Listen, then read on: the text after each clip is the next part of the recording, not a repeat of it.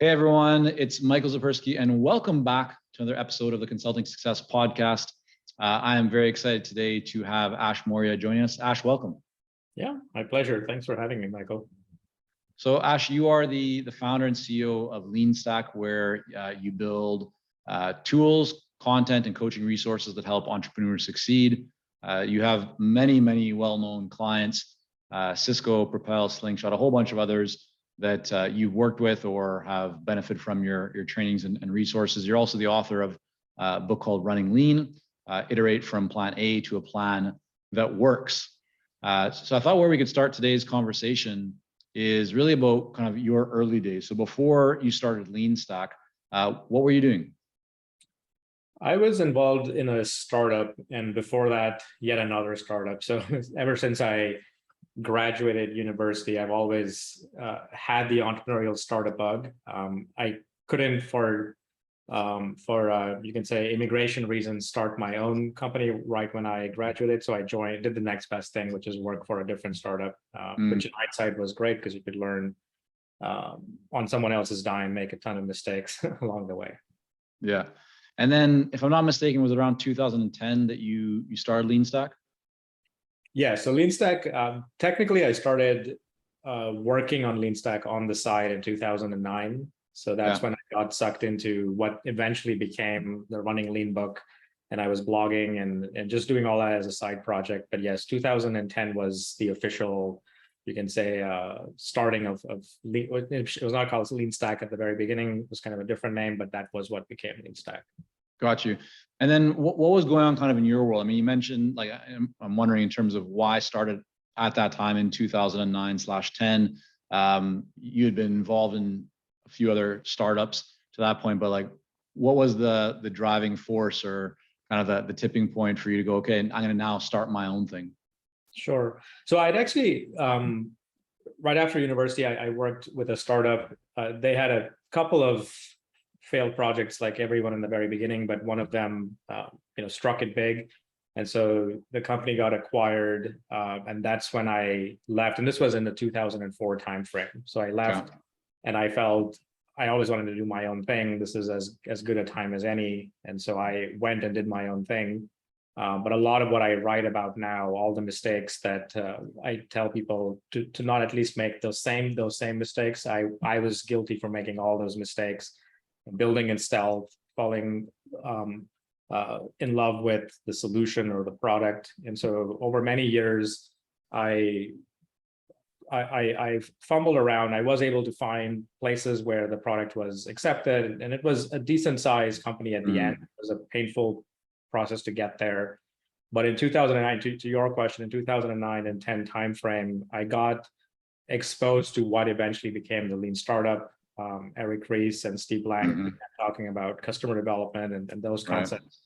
And a lot of that just resonated. So that's what I meant by side project. I was intrigued enough by those principles that I began applying them and started spending more and more time. So for me, the triggering event was realizing that this was kind of an interesting problem to find answers to, this being, how do we build better products faster?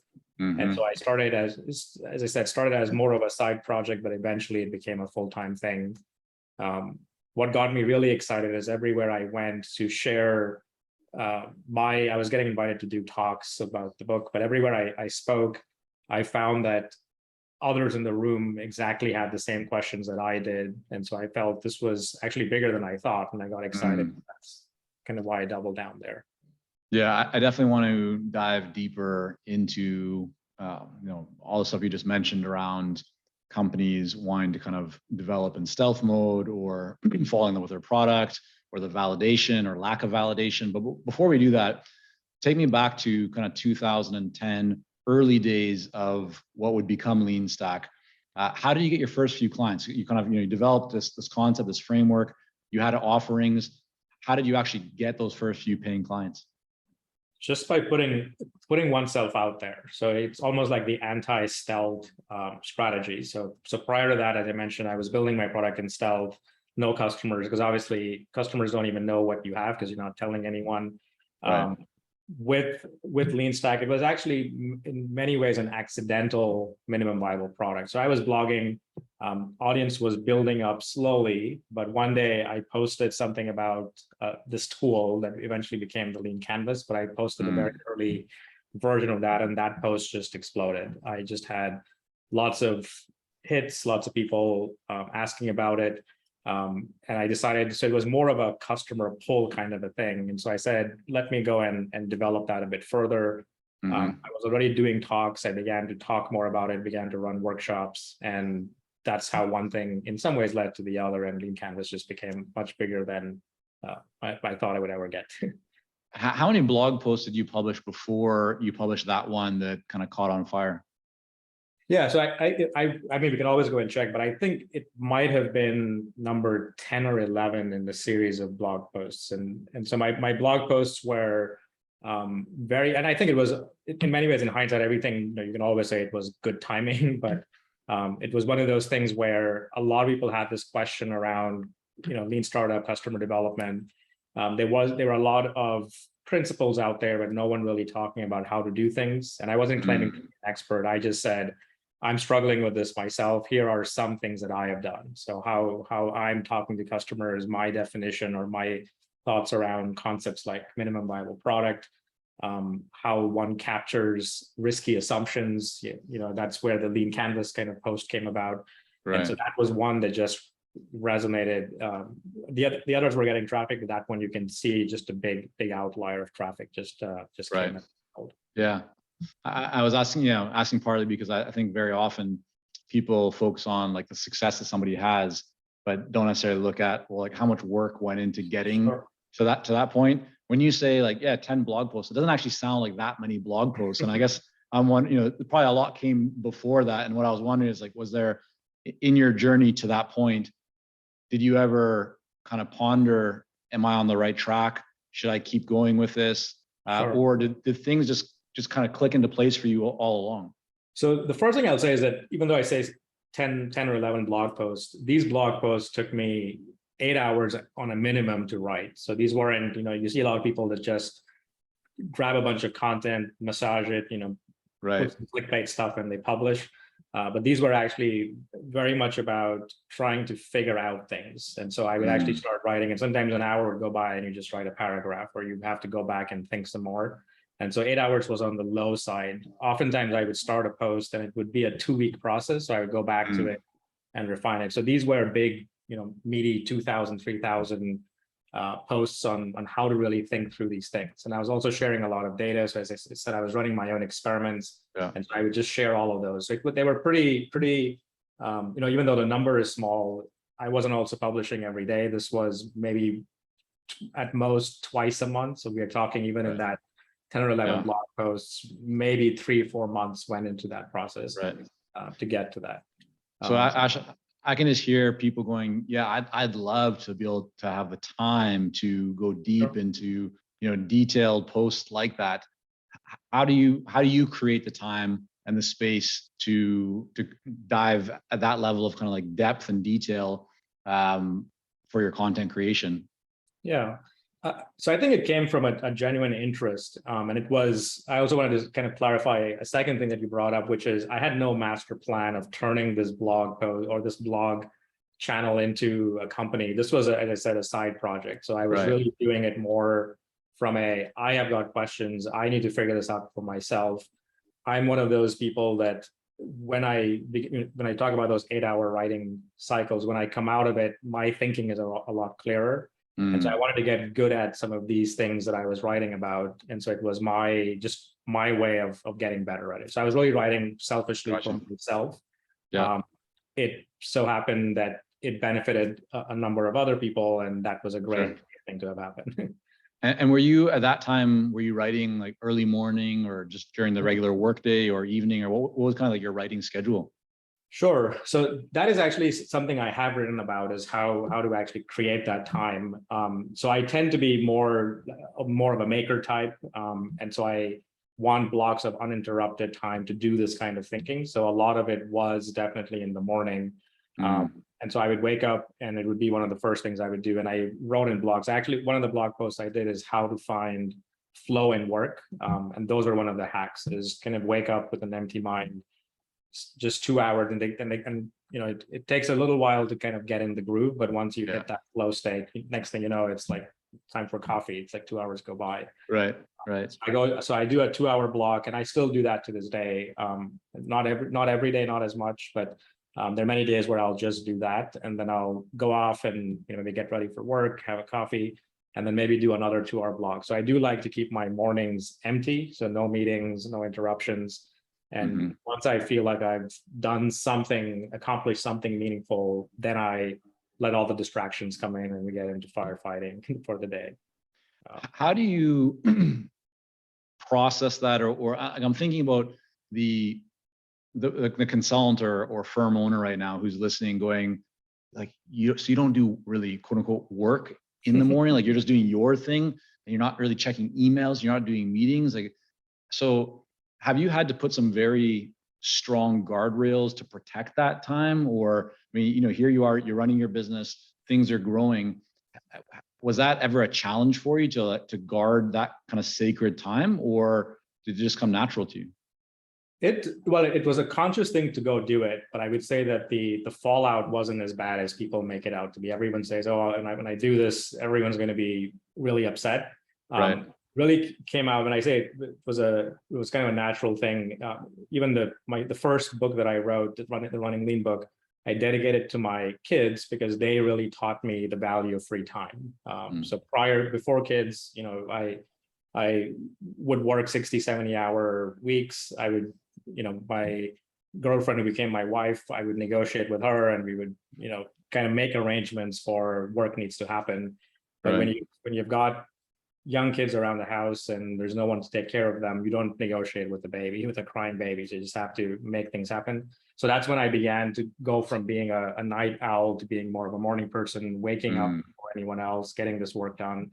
So that's how I got started. But then I began to block out my calendar and just not allow, even today, like I don't have meetings in the mornings and it's just blocked out. And as I said, the fallouts are really not that bad. If anything, scarcity creates more opportunity in its own way. Yeah, no, I completely agree. It's like people who really hesitate to take a holiday or a vacation for the fear of things exploding, and then you take the time. It's like, oh, we're still here, we're still surviving, right? And yet that time to refresh and recharge is so critical and so important. Okay, so going back to when you kind of were starting off really building LeanStack, it sounds like publishing content and deep, really valuable posts is what started to attract attention, get you your initial early clients and customers. If we contrast that to today, what are you doing from a marketing perspective, a lead generation perspective? Like, what's working best to bring in new clients and new opportunities for the business today? Sure, it's still content, but I would say that content now behind the you can say that the sign up wall, and not so much paid content, but really just getting. So the blog is all anonymous, obviously, and it has its own value, and I still publish things that way. But fast forward to today, there are enough magnets that are bringing people in, whether it's Lean Canvas or something they want to learn about. So we can get people to the front door, we can get them to come inside, and so behind the sign up is where I spend a lot of time trying to not so much create new content as before, but weave it in such a way that it gets people to kind of get to where they need to get to with this methodology. Got you. Okay. So I'm hearing you're still the main driver in terms of your marketing is you're demonstrating value and expertise through your content. You're just putting out really valuable posts, articles. That's bringing people kind of into your world or to your website. And then when they're there, then the website does its job to get them to sign up or to become clients or to inquire. Is that correct? Or yeah, that's correct. And so I would say that again, where most of the focus is, if we start using kind of the top of the funnel type of language, is top of the funnel is obviously everyone can do more work there, but it's good enough to where our constraint or focus is really more on once people raise their hands, how do we get them to go from interest all the way to becoming a highly engaged, happy customer. Right. Okay. Onboarding and kind of engagement. Yeah. So let's shift now to kind of talking about some of the core of, I believe, your beliefs and definitely what you've written a lot about, right, in your book, Running Lean, which is that a lot of entrepreneurs build products that nobody wants. Why does that typically happen? And I think, you know, especially even for consultants who may not consider themselves at times to be entrepreneurs, don't consider themselves necessarily be like, you know, product creators. There's a big shift of consultants who want to start productizing a lot of their own knowledge, and, you know, similar to kind of like what you've done, and we've certainly done this as well over the years. And you'll see people who will invest heavily and not necessarily only money, but also their time and resources to create a product, something that they feel the marketplace wants, but then when they put it out there, it's crickets, right? Like nothing really happens. So out of your years of experience and kind of, you know, expertise in this area, why does that happen? What's going on when people kind of, you know, operate in that way? Yeah, so there are definitely a number of factors that come into play. The first thing is, you know, building good solutions is just inherently hard. It's hard to get it right the first time around. But the real mistake that many entrepreneurs, many innovators, product people fall into is when we see something, when we see a problem, we oftentimes just scratch the surface of the problem and don't get kind of deep enough. And we go up this, what I call the product pyramid, and imagine ourselves building this solution. And then we fall in love with it. And I've even labeled that as our innovator's bias. When we fall in love with our solution, we've already decided we want to build a hammer. And the longer we spend with that hammer, the more enticing it becomes, and everything starts looking like a nail. And that's the trap, the cognitive trap that we as the product folks very quickly fall into. And so even though it may have started with, here is something interesting to go explore, we don't do the requisite due diligence to go really deep. And I said, I can you know, go on for hours just talking about this, because even on the customer side, there's Steve Jobs said it very well. It's not the customer's job to know what they want. You know, they themselves struggle with understanding kind of root causes. So when we go into the consulting world, and that your audience will probably relate to, many times there's a lot of discovery that needs to happen with your clients to be able to extract what will really work. If you just ask them, they'll give you the surface answer, which again, when you give it to them, doesn't really do much, and then they go off looking for something else. Right. So the solution is to validate, to go out and actually, well, not only validate, it sounds like to really just go and have a meaningful conversation with prospective buyers to get their feedback, to explore what the ultimate solution or what the product might look like. It sounds like that's what you're saying, correct? Yes, but it's a bit more. So I have in recent years, and I would say that in the first iteration of this, I was very much in this validation mindset, which is let's go and validate, you know, which solutions could work. But if you're throwing a bunch of bad solutions at people, it's very hard to figure out which one is the one that you aren't talking about. And so in more recent years, I have shifted our approach to being more discovery based and really validation based. Okay. So it is doing some of this fact finding to understand what are customers struggling with today, and then getting to those root causes. So before we pitch anything, we just want to truly understand the customer's state of being. And then when we go back to pitch, or when we even go back to design a solution, you can very quickly anchor against what's broken, and those make for far more effective pitches than if you don't do the work. So does that mean that if you have kind of a hypothesis, or even maybe like you've sketched out an outline of a product or some kind of a service or solution that you feel would be right for the marketplace, even if you've identified that in your initial discovery, you wouldn't talk about that. You would just bring up other questions, and it's there in the back of your mind. You probably have like that impulse that wants you to share it, wants you to talk about it, but you're saying no, hold that back and just try and really have that discovery, identify what the root cause is related to the problems that they're having, then come back, think about what solutions might look like, and then have another conversation with that buyer or with that prospective client, and then start kind of showing what some solutions might look like and see how those resonate with them. Is that? Yeah, that's exactly right. And if I also put some framing, please, there's kind of a whole body of work, jobs to be done, and this in many ways borrows from some of those principles. And one of the premise of of job to be done is that innovation or adoption of products is fundamentally about switching. So if I have built something new, there's not a likelihood, it's a guarantee that you are currently, if you are doing that job, like maybe you've got kids and they're going to school or you're going to work, pandemic, they're going to be things that you are currently using. And so my task in the beginning is to go understand in that context, what are you currently using and why is that falling short? If I just get into pitch mode and I say, oh, I'd love to sell you this video conferencing piece of software, and you're like, well, I'm happy, having my meetings at work. Yeah. That's going to be me pitching and you saying, I don't want this. But if I now understand the context, let's bring the pandemic here, you can get to work and I have video conferencing software and that solution is broken. You can no longer go into an in-person meeting. All of a sudden now video conferencing could be a good solution to the same job that you've always had, only now your old way is broken. So you start to break down kind of like, what somebody can do or the steps they could take.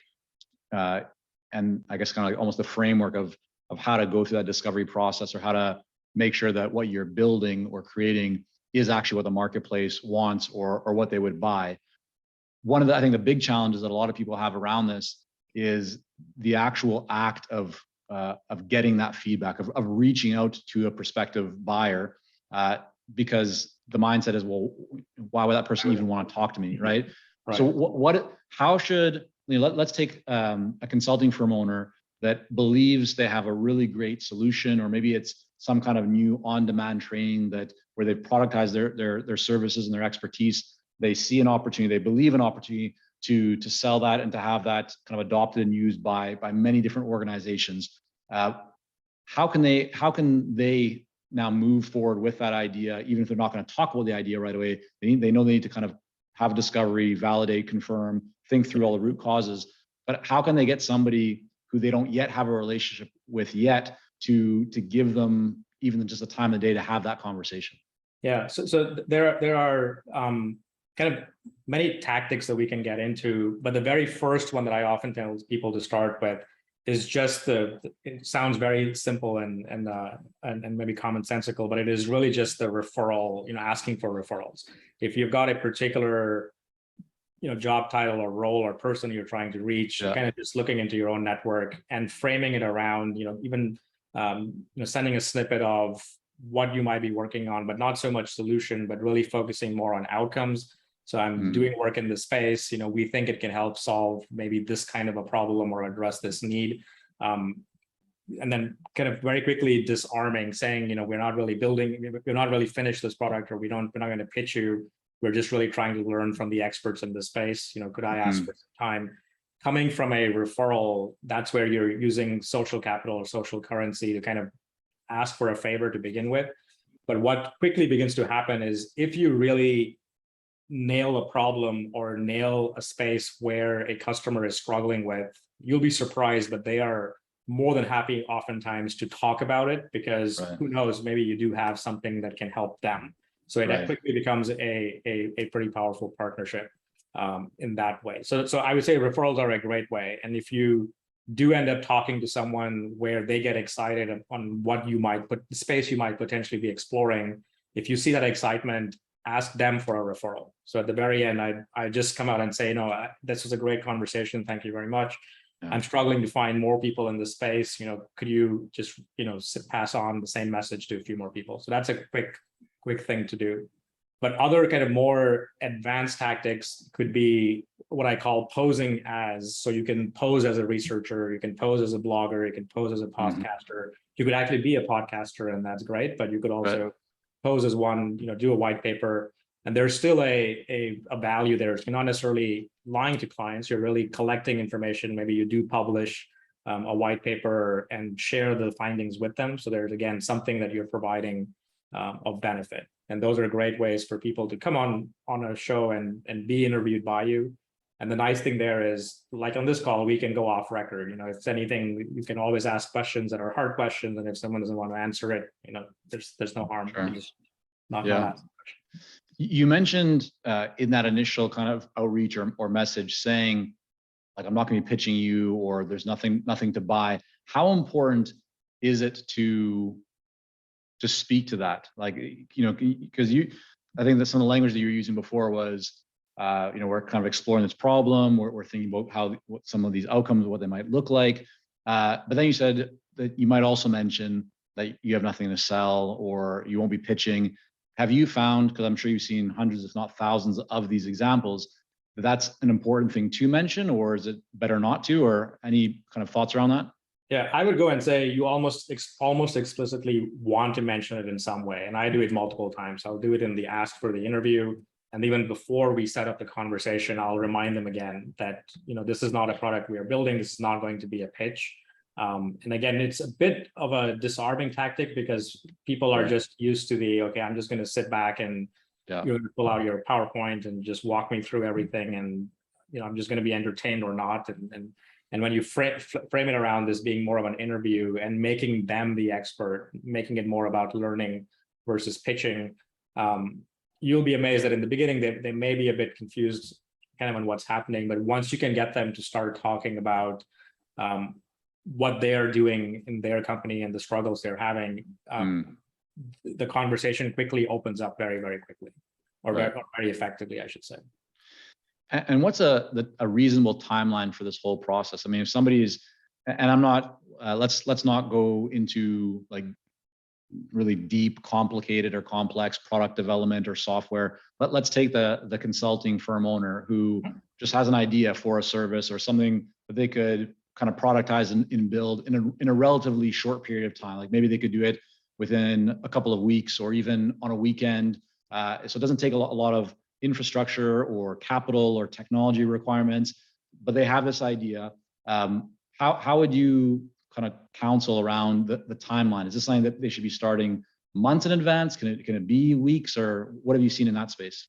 Yeah, so the answer could be a bit surprising, is that irrespective of the product. So I would say services products can actually be spun up very, very quickly. And we'll sometimes even use that as a tactic. In the lean startup world, we call it the concierge minimum viable product. So before you're ready to build something yourself, just go and become a consultant. And in many ways, Lean Canvas, tools I'm talking about, me going into a workshop and teaching is an example of using services. Which we kind of change later. But all that said, I would say irrespective of the type of product, we usually set people up to kind of think of this in terms of a couple, like 2 to 4 weeks of doing this problem discovery. And depending on how complex the product is, sometimes that's just 2 weeks of interviewing, sometimes even less. But just being ready to say this could take up to 4 weeks of just doing this discovery work to find a big enough idea to go after. And then we spend another 2 weeks, 2 to 4 weeks of building an offer and pitching it. And when I say building an offer, it's not the product. So this is where we use this mindset of demo, sell, build. So if you can sell the demo of anything you're doing, there's no point building it because it's not going to be any different. Yeah. And people sometimes look at that and say, well, that doesn't work in all spaces. Even Elon Musk with many products, but if you all remember the way he launched the Tesla Roadster, it was pretty much a picture of a car that could have just been photoshopped and him telling the world, we're going to electrify this car. And if you want it, put your money down. And that's demo, sell, build. So you didn't have to build anything. You just have to go and pitch the concept. I mean, that's a really great example. Okay, so we're talking kind of like 6 to 8 weeks as kind of the minimum there. What about, let's say, so you're having that meeting with the buyer, you've maybe had an initial meeting where you've kind of gone into and identified core problems, outcomes, desires. You come back, you put together an outline of what you feel would really benefit that client or the marketplace, and you have another meeting to go over it, talk through it. In that meeting, whether it's the second or the third meeting, what's the best approach or the best practice to go from having the conversation to actually selling, like getting the buyer to write you a check or to pay with their credit card or to sign like some kind of a term sheet or an agreement? What does that look like? How should people kind of think about going from a demo to actually getting commitment, even when they haven't built out the final product? Sure. So this is where all the homework that was done in discovery really helps. And this is, again, where this idea of switching is such a powerful concept, is when I don't know which products you are currently using, when I don't know what struggles you have, and I pitch my product to you, there's a very high likelihood it's just going to miss the mark. But when I've done the homework and I've interviewed 5 or 10 people just like you, and I've got the words and the language you're using, when I come and start pitching, we actually create something, an effect that I call the mafia offer. If you've watched the movie The Godfather, it's an offer your customers cannot refuse, not because of course strong arm them, but because you're just using the right language. And so this is also a phenomenon that happens in the doctor's office. So when you go to your doctor's office and you've got pain and the doctor can give you a good diagnosis, they still don't know what you have, but the fact that they were able to diagnose you convinces you that they are the expert, and you would then buy anything they tell you as a solution. Same thing will work in the marketing world. So that's why these interviews, the 4 weeks that I talked about, some people in the audience might be saying that's just too long. But all that work that you collect, all that customer segmentation data that insights that you capture, when you now start pitching, you're not saying I build something, you're saying I build something better than what you are currently using.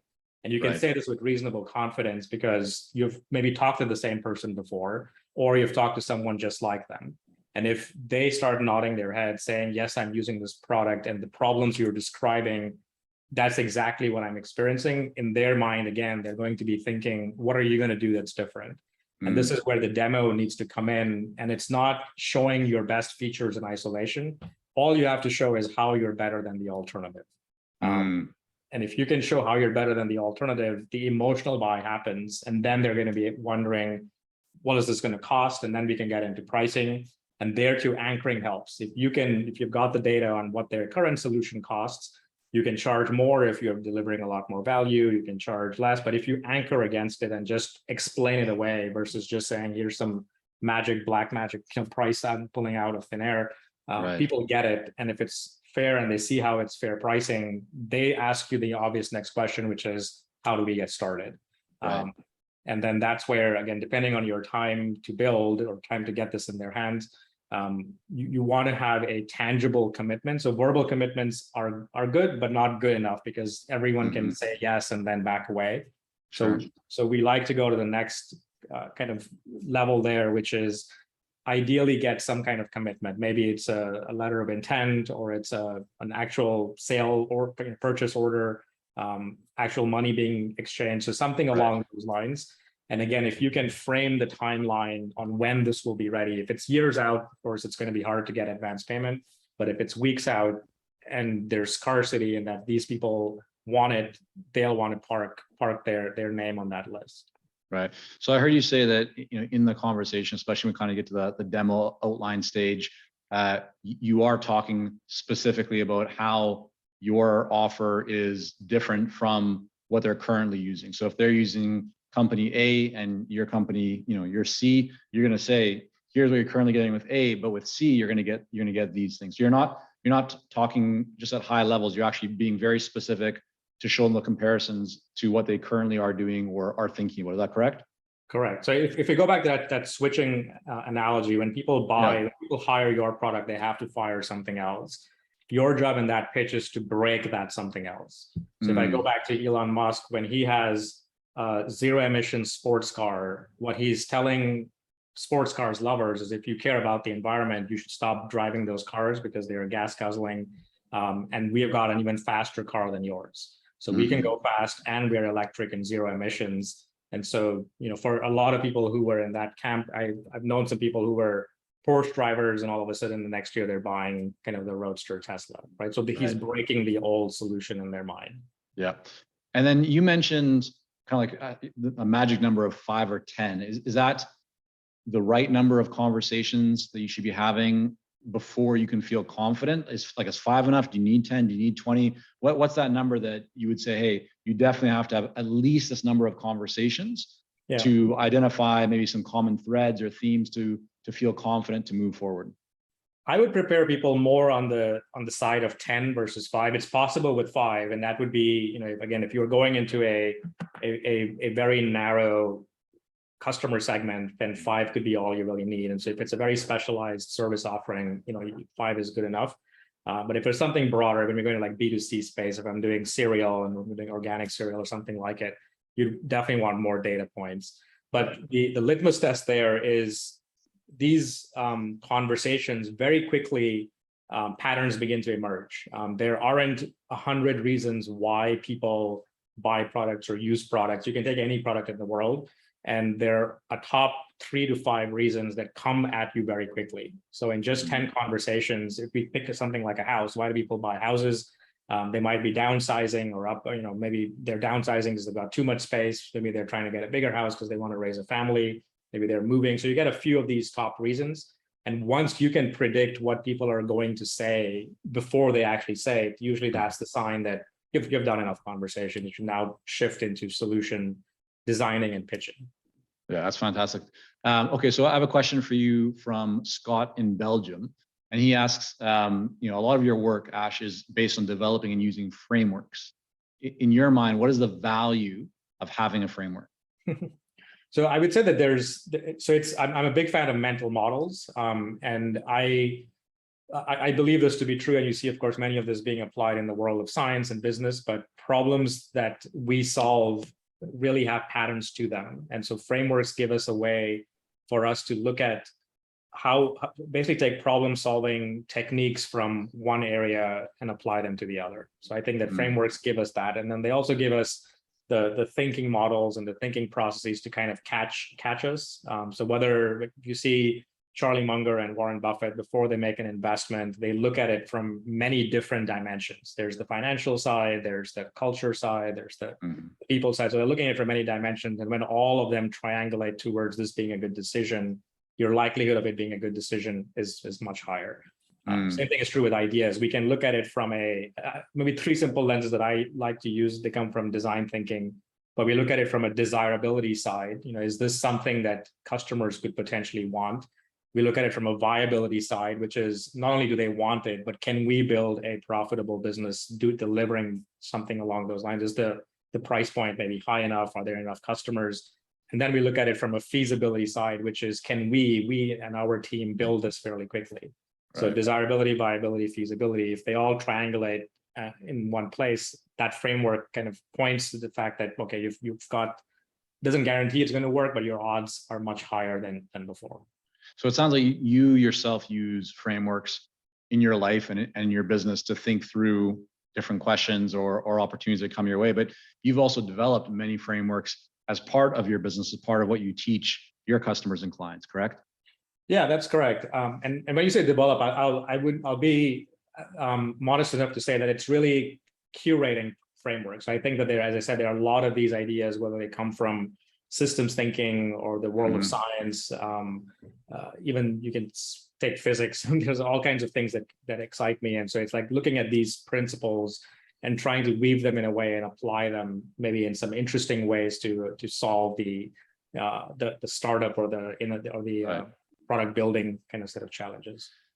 And then Ash, can you tell us just a little bit more about your business model at LeanStack?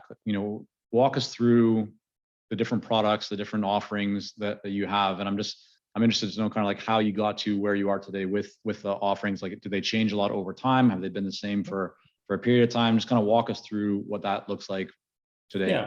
Yeah. So it's kind of interesting is my perspective on products has changed quite a bit. And what I mean by that is that I'm really talking more product category. If you had asked me this question, I don't know, maybe before 2009, I would have told you I'm a software founder and I only build software products.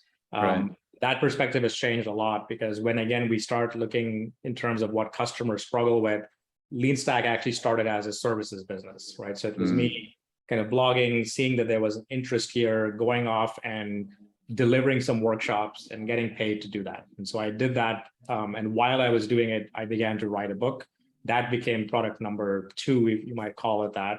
And so that was taking the same ideas that I would share in a room full of people, putting in a book and increasing distribution. And then after that, being a software founder, I always wanted to come back to software. So we started to build up this LeanStack platform, and then it's just a rinse and repeat. So there's services, there's software products, and then there's coaching services, and those are all the things that we provide. the business model is very much of a software as a service or SaaS type of a model. You can think of it as innovation coaching as a service, and we've got all kinds of modalities. So where I was going with content is we get people oftentimes coming in piqued by some interest, whether it's a Lean Canvas or some tool. And so we've got a lot of free resources, a lot of free tools that people can start using. And as they begin to level up, we've got workshops they start joining. We run an academy where they can go deeper. We can pair them up with one-on-one coach and help them kind of go faster. So that everything we talked about, how to interview customers, how to pitch products, we help with all of that. So it sounds like you have free content that most people then they go from free content into signing up for, is it a monthly or an annual payment on the software side, the platform? Yeah, so we have so tools, content, and coaching. Maybe that's the way to look at it. Okay. So there's kind of free content that pulls people in, and then there's a annual subscription for the tool side of things. And then with our academy, that's where the coaching comes in. And there also we provide, it's a 90-day program, but we also have many clients that come in and do multiple 90-day programs with us. And if you look at your revenue across the different kind of channels that you have or different offerings, how does it break down in terms of where's the majority of the revenue come from? Is there one that is by far larger than the other? Yeah. So naturally, since we started with services, that's where for many years, that's where the bulk of it was. And part of our mission just as a company was to flip that. So 80% of the revenue was coming from services, and the workshops we were running pretty high touch. And today it is probably flipped, where it's really 80% is the software side of things. And then we will take, so we really are finding that we want to reserve the coaching for really high leverage kind of activities. And so we're really using a lot of automation, and we're driving people through a lot of the content. And to your question, where a lot of the attention is going in is in how do we make this as guided and self-serve as possible. But no matter this, in an ideal world, we'd want 100% of it to come completely automated. But that is a pipe dream. I mean, we've tried many things, but at the end of the day, people still go to university for a reason, is that it's not just about the content. They need guidance and coaching. And so this is where in recent years, we've been building a marketplace of sorts, where we're still in kind of finding smart ways of using data to pair coaches with teams that need the work, that need the help. But that's kind of where we're at. So long answer to your question, but it's really flipped now to where it's 80% software and probably 20% services. All right. So Ash, before we wrap up, I have just a couple more questions, and then we'll make sure that people can learn more about you and your book and your work and everything you have going on. But when you look at your day-to-day life and how you are able to accomplish, how you're able just to do meaningful work and really feel like you are moving things forward, what are one or two habits that you kind of bring into your life on a regular basis that you feel contribute to that success that you have? Yeah, so one of them we talked about a bit earlier, which is this focus on fewer things and carving out earlier parts of the day to get that done. So I'm someone that and you can almost take that kind of thinking and break it down. Once we start getting towards the end of the year, I start thinking of one or two big projects for the next year, and that's what kicks things off. But really from there, they get broken down into smaller campaigns and initiatives, and every day it's about how do we push this forward. So if I'm writing a book or I'm building a new tool, it's like this big thing that we have to make happen, but then breaking it into these smaller chunks, and then making everything be additive. So hopefully that some of that story got built in with the way LeanStack got built. It started off as a series of blog posts, but even though I said there was no master plan, they all kind of additively added up to something bigger than the sum of the individual parts. So that's kind of how I like to look at it, is look at a big goal and kind of break it down, and then just you're chipping at it every single day. So carving out time to do it. Let me ask you, so you have kind of the bigger vision or specific kind of goals that you want to work towards, whether that's a new book or a new tool, as you said. Do you reverse engineer that to say, okay, let's say I'm going to create a new tool and then work backwards to figure out what are the steps that need to happen? Or do you go from the start, towards the end from a planning? I'm just wondering from a planning perspective, how do you personally approach it? So there's actually a tool that I built and I put in my second book. It's called the Traction Roadmap. And the Traction Roadmap is very different from a product roadmap, and that's why I wanted to bring it up, is that it's more outcome driven. And I'll maybe use the Tesla example there. So with even in the early days of Tesla, they had put in this hockey stick of how many cars they were going to sell over the next 10 years. If you had asked them what were the features that were going to be in the cars kind of towards the last part of those years, they had no clue. Like they knew they were going to build a sports car and a sedan and an SUV, but they didn't know they didn't know what the cars would look like. And so that's how I operate. So I tend to create my own traction roadmap. So if I have my business, maybe it is driven based on revenue or profit or number of customers, but we have a traction roadmap that we use internally. And every year, the question I begin to ask ourselves is, if we are going to double the business, where could that come from? Like, do we have to build more software? Do I have to write another book? That's where the solutions or this products will then come out as being possible solutions to that traction problem. Right. That's kind of how that happens. We're not the other way around. So it's not starting with solution, but really saying, this is where I want the impact. It's really more outcome or impact first, and then which solutions could deliver on that, and then let's break it down even smaller into experiments and push it forward. Yeah, no, that's great. Thanks for sharing that.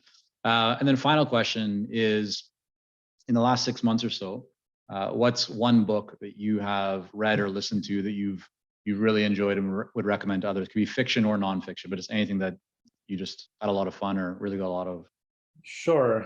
So I'll caveat that question by saying that I am a very deliberate reader. So when people ask me that question, I read a lot of books intentionally because I'm trying to learn something new. And so the book that I wouldn't just say it's a book, but it's a topic that I've been getting very deep into is basically story. So it's about how do stories work, and really trying to dissect it out. And there's lots of, people have probably heard of Hero's Journey and all those kinds of things. Sure.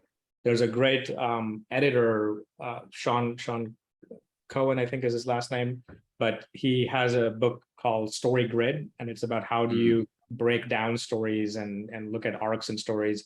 And I find that has a lot of parallels in the marketing and pitching world, is when you're beginning to both do problem discovery, but also pitching products. Customer journeys are essentially stories. And if we can get good at extracting those stories, we get very good at delivering stories of our own. So that's just been this year, that has been a big area of interest of mine. So that's why I said my answers tend to be very specific for that reason, but that would be one of those books that I found. No, that's great. I have not read that book. It's Sean Coyne. And yeah, we'll include it in the show notes. I'll definitely check it out. And then Ash, for people that want to learn more about you, your work, your books, where's the best place for them to go?